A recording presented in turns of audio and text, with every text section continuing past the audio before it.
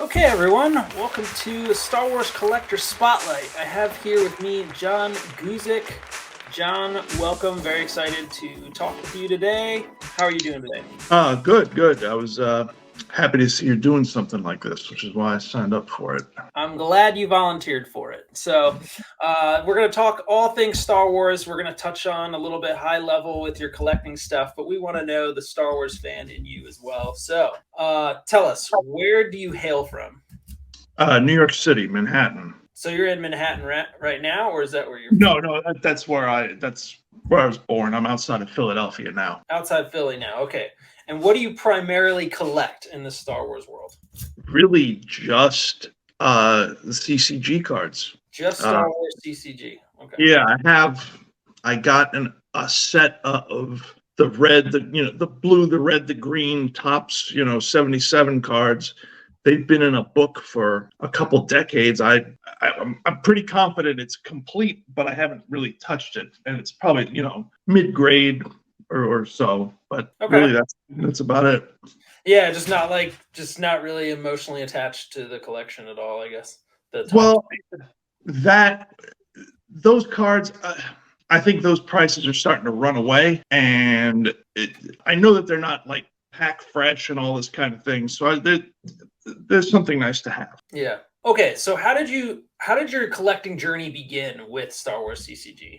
How did you get into that? Well, this would have started in 2002. 2002. Okay. Yeah, and I was on eBay, and I forget how I found the cards originally. How I got introduced to seeing these cards. Maybe I just happened to see them on eBay. I don't know. Okay. And this is kind of when they had like not no value, but they had like virtually no value, you know. Right. And a former world champion was selling his collection on eBay, 35,000 cards. It had, obviously I forget the exact wordage of the ad, but it was everything from Premiere to what Theed Palace or whatever the last set was, Right. including some young Jedi, Japanese, foils, rares, all everything. 35,000 cards, $450. So I said, all right. So I bought it. It wasn't even an auction. It was a buy it now. So I bought it now. And this was also the time where you could ship, I think it was the 5,000 count boxes. I think they were, because I still have the boxes because they're good for storage. I think I still have the shipping label on them, $5 to ship the box. So, everything. So, and I started thumbing through them, talked to the guy, where I didn't talk, we exchanged messages. And I said, yeah, I'm looking to create a master set. I want one of every card. I didn't call it a master set. He says, well, this isn't exactly that. And there's probably better ways to go about it, but there's a lot here. So I said, no problem. I'll take it. So I got that. And then I kind of started sorting it a little bit. And then I let it sit for about 7 or 8 years. And then I got into it for about a year or so. And then I put it away until till COVID. And because that's when prices started to go up and all of this. And so then I started digging through. And now everything started to kind of focus in on its values. Like, so 35,000 cards, $450. I have a Japanese Hoth Commander Luke Skywalker, which is worth more than that whole set, the whole collection that I bought. So, at least I broke even. But, and so then I started rooting around and finding other things in there that were some Japanese, nothing amazing in Japanese, and he didn't have an Emperor Palpatine, but he had, so many other things. So now I'm just grading all of that. Wow. Okay. So that's a pretty incredible, like just buying a massive collection like at once. Mm-hmm. That's one way to really dive in head first. Yeah. So how, like on a scale of 1 to 10, how emotionally invested are you into, your collection and Star Wars CCG? I don't know, a 7 or 8. I mean, some of the things like I think I get more emotionally involved if I get a card back that didn't exactly come back what I thought it would be. But, like I sent off a Star Wars autograph card group, whatever it's called, and with SWAU, if you don't know them, Star Wars Autograph Universe or something like this. And they do signings. And they got Natalie Portman. So I sent off 3 CCGs for Natalie Portman to sign. Ooh, they weren't cheap. No, it's not cheap, yeah.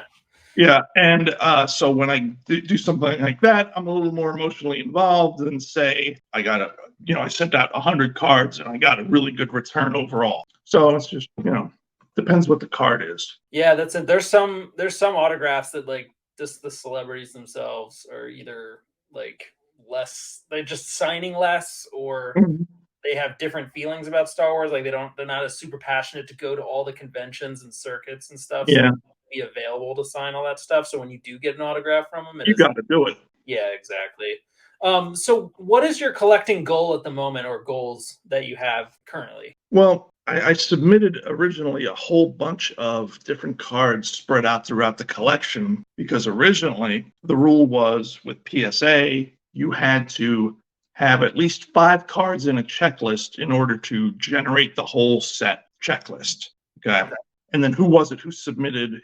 He just sent in spreadsheets to PSA. Was that JP or That sounds like JP, yeah. yeah, he sent in. I think he sent he in a post. He said, "I just took every checklist and I sent it into them. So I have about 10 cards from every set, plus another, plus a bunch more, but various sets. But I think I just want to get like one, like really solid set that is going to be like for all time. Have you decided what set that is? Because I toss this around myself over like what sets do I want to go in and what can I let slip Yeah. by. Well, right now, just based on what I have in my set collection or my set registry, I have the most cards for Death Star 2 with like a rating of 9.42. The trouble is you have the two ultra rares in there. So at $200+ a shot at trying to get, higher grade, I have a nine Palpatine. That's pretty solid. That's That pretty that is, yeah. And then an eight Luke Skywalker, and then eights and nines. I have a bunch of other grades for the others. So I'm getting ready to do another submission, and anything 8 or under, I'm redoing. Death Star 2 would be a fantastic set to have Mhm. slap graded. That would Yeah, be a really good one. Very popular set. yeah, A lot of cool and, cards from there. yeah. And I forget how long ago it was. 3 years. I don't even remember. The guy who has the 10 Palpatine sold it for $750, and Not bad for a 10. I mean, no, and that was about 3 years ago. yeah, Um, it'll probably go for more now. Oh yeah, I mean, well, it was one of those where he puts it up on eBay for $10,000. Oh. You know, and in reality, kind of showed up, and and I think it was down to 25, but he was taking offers, and it definitely sold for 750. So whoever's keeping that spreadsheet can put 750 down for it. Um, What is your PSA handle for your registry? it's just Jay Guzik. So for other people who are looking out, you can look out for Jake Guzik on the Yeah, yeah. PSA registry. I'm the guy with the number one Death Star 2 set, even though it's only 7% complete. Yeah. But there's too many cards to say, well, I want to grade an entire thing. Some of the cards are going raw for $1,000. And I mean, it's not, funny thing is, crazy. well, here's the thing. So about 4 years ago, I sold maybe 300 or so T206 cards that have all, that were all graded and all this. And I was a collector way before these cards. And I see a lot of people were players that now suddenly found themselves sitting on cards that have appreciated in value, but they aren't collectors necessarily. So they kind of don't know how to handle it, or they think everything's in perfect shape, or they think that $250 for a card is way too much, but like there were T206 cards I was looking at, $3,000-$4,000, so even like I guess the most expensive raw card is Darth Maul Young Apprentice foil, I guess, and that's 1,000. That's either side of $1,000, whatever. Yeah. You buy it, you try it. Well, yeah, once you get the hardest to get cards, then it's kind of easier work moving down. Yeah, right. Yeah. And then, yeah. So if you can get the most difficult card, I guess it's the same with the tournament foils, right? If you do well with, the Imperial class Star Destroyer and Corvette, then everything else you could just Right. more if you needed to. It's not a big deal. Right. Yeah. I mean, like my tournament foil set, I'm not going to touch. I got a 9 Corvette. Are you really going to try to get a 10? Or is there a 10 I'd out keep the there? 9 and I'd sleep fine with that. Yeah, and my Star Destroyer is an 8, no problem. Honestly, every single one of those is off center. Like Yeah, they're none and of if them.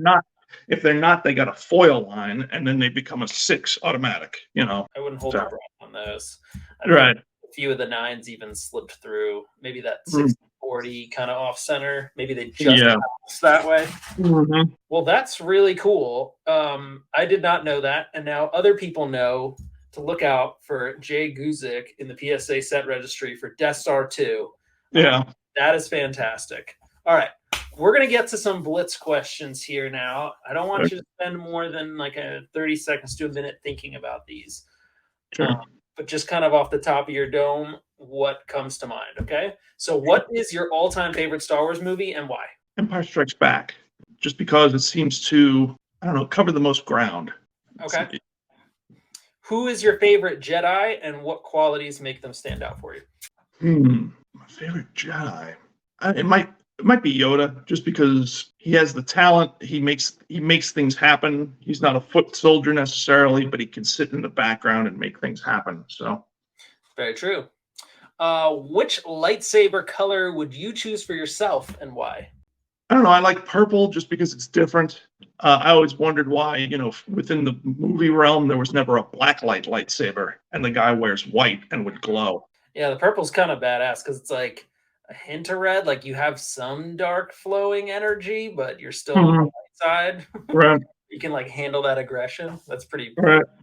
cool. What is your favorite starship in the Star Wars universe, and what appeals? What's appealing about it?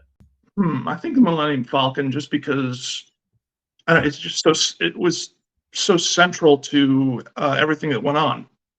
Yeah, it's iconic. Yeah, If you could have any force power, which one would you choose, and how would you use it? mind control and probably pretty badly. Mind control. I could only imagine what that could be used Yeah, for. right. Which Star Wars planet would you most like to visit, and what draws you to that location? I think what's the planet that's an entire city unto itself? Oh, Coruscant.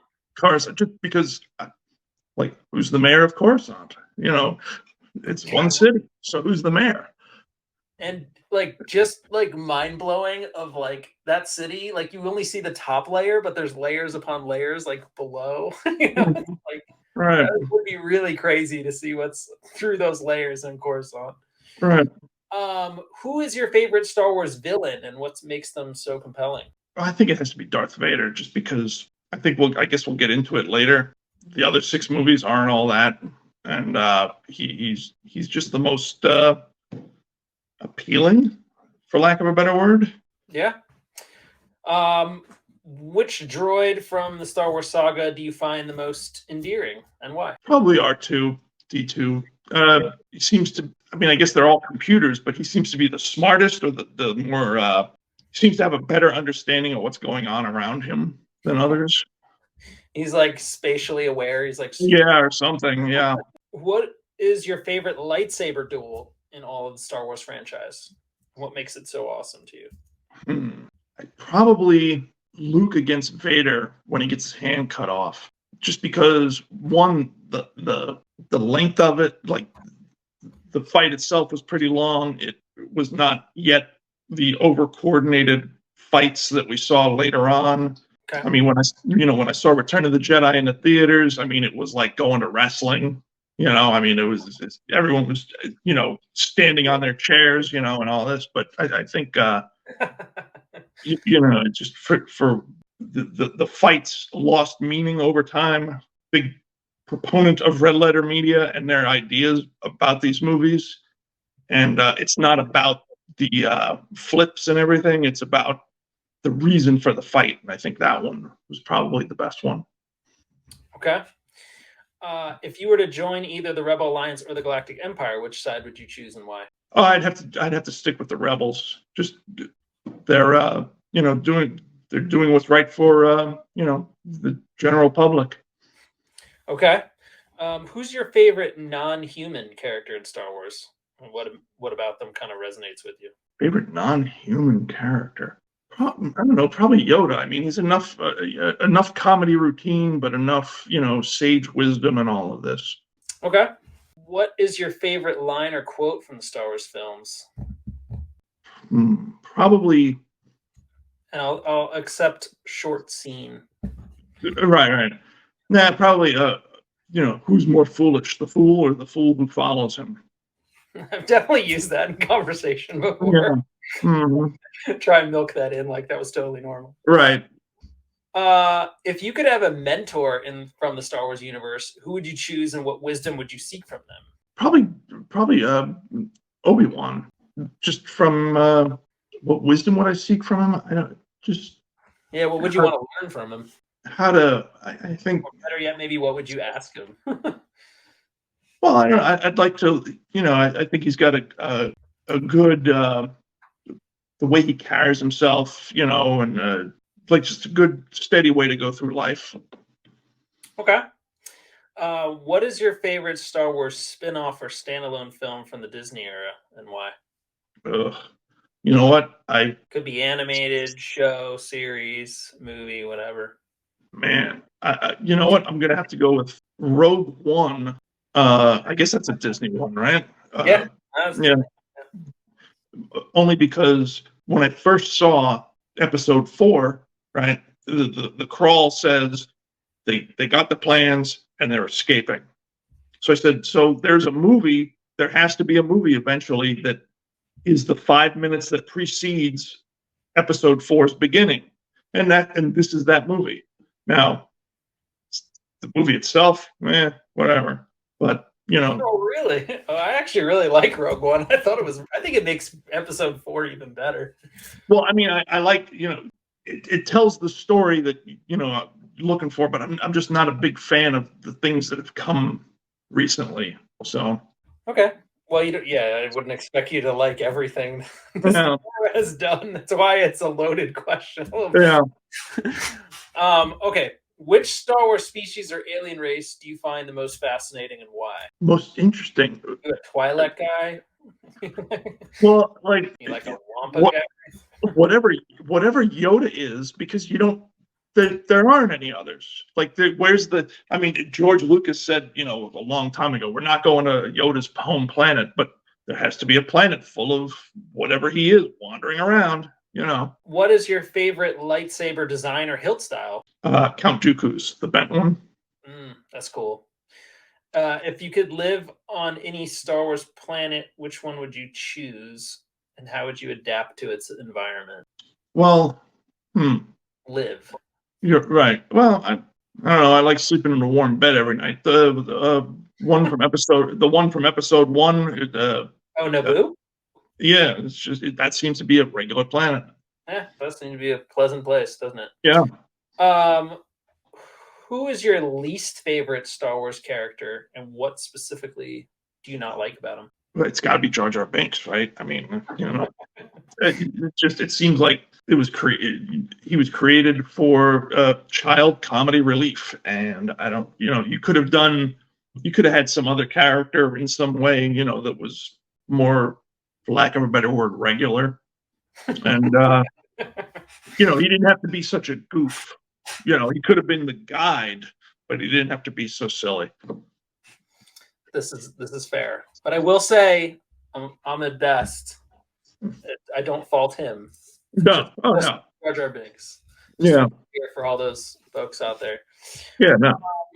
Who is your favorite bounty hunter in the Star Wars galaxy? I think I'll just stick with Boba Fett. I mean, classic. Yeah.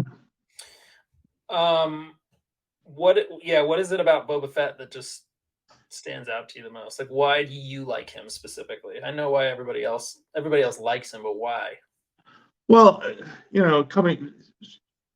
being part of this from the very beginning, someone else had put it, Boba Fett is cool because he's so awesome and mysterious, right? I mean, they took away the mysterious part of him, but he just seemed like, at least in the beginning, he was really the only bounty hunter that they really focused on. I mean, you had IG-88, you had the group on the Star Destroyer ready to go find the Millennium Falcon, but even there, they didn't have any kind of real role. So Yeah, they kind of like right off the bat were like, this guy's different than everybody else. yeah, He's he's good. yep. Which Star Wars film has the most emotional impact on you, and why? Can I guess? Empire Strikes Back.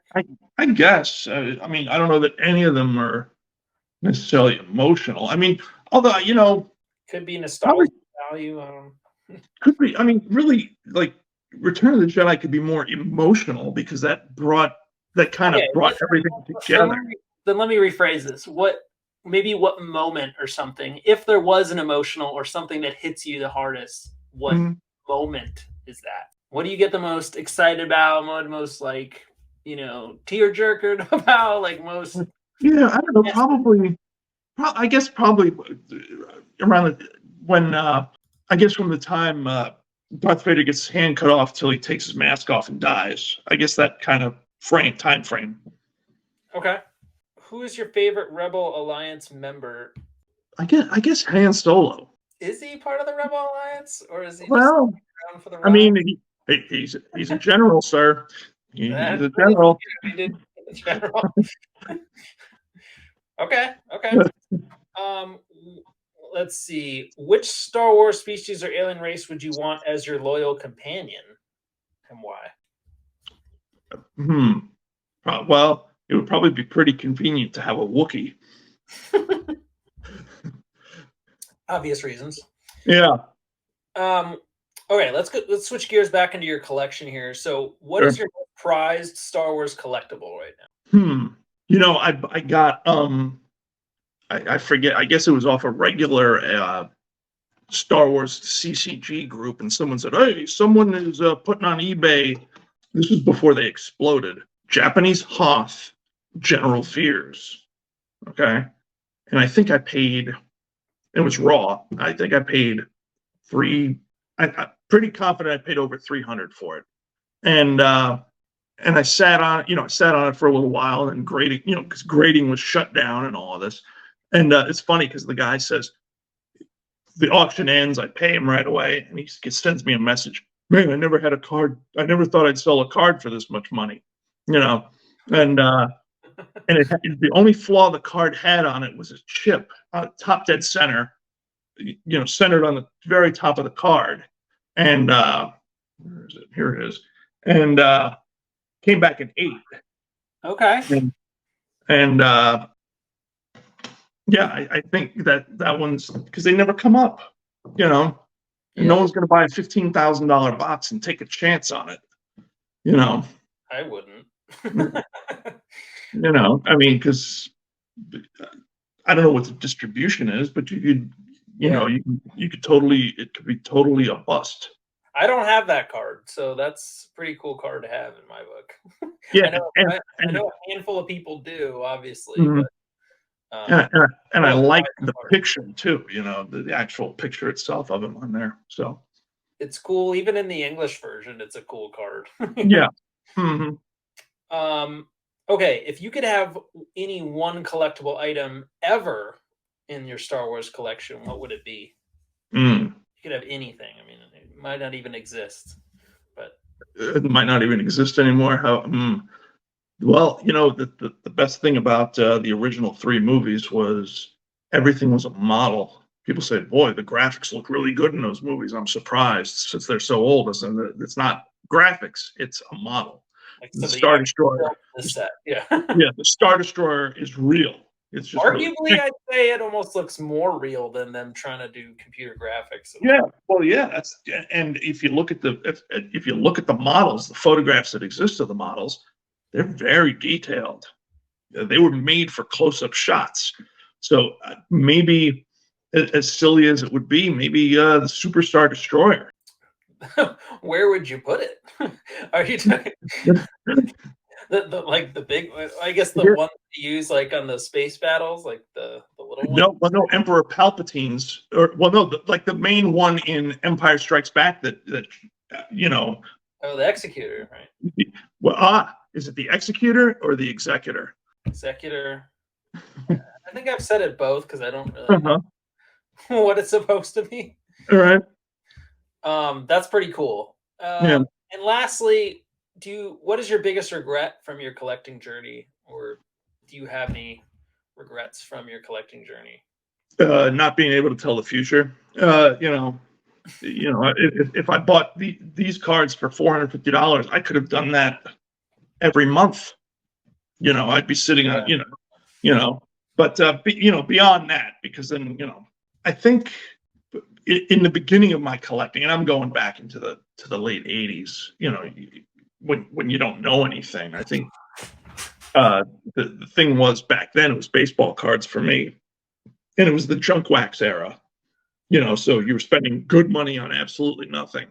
But, you learn cataloging, storage, how to handle cards, that sort of thing. So, but I just think I spent too much money in the beginning without understanding kind of what I was buying. Hard lesson learned. Yeah. Before we wrap up here, is there anything you want other fellow collectors to know about you, what you're looking for, or what you're trying to communicate to them of what you have? Uh, Advance. Not necessarily. I mean, stop opening unopened material. That's about it, really. Well, that's like my channel. Dial back on that. It's a little hard though. It's like, well, like, we were saying about Hoth boxes, all right, how many of them exist? And are you really going to open one of them? Because that's kind of what gives it the value. Somebody just asked me that yesterday. They're like, Mhm. should I open this Hoth Japanese box? No names. But I was Right. like, good God, no. No, No. I mean, You'll if never it's get the something, money back from that. no, unless you hit the goal, unless you hit some amazing box, right? Which, I mean, okay, yes, it could happen. The box itself is a rarity in and of itself. I mean, Mhm. if you've seen those like alpha magic boxes, like Mhm. 100,000. But even if you get the top cards, it's Right. like 60,000 or something. Now, granted, Right. that's a long-term spec, but Sure. still, there's no more than like 11 of these accounted for Mhm. globally. I mean, maybe there's more, but They're not probably that I'm not. aware of. Yeah. But I mean, like, there are common unopened material floating around, or there is common unopened material floating around. Open that if you want it, whatever. Fair enough. All right. Well, John, this has been awesome. Thanks for chatting with me. This has been great. Thanks for coming on. Yeah, thanks for having me.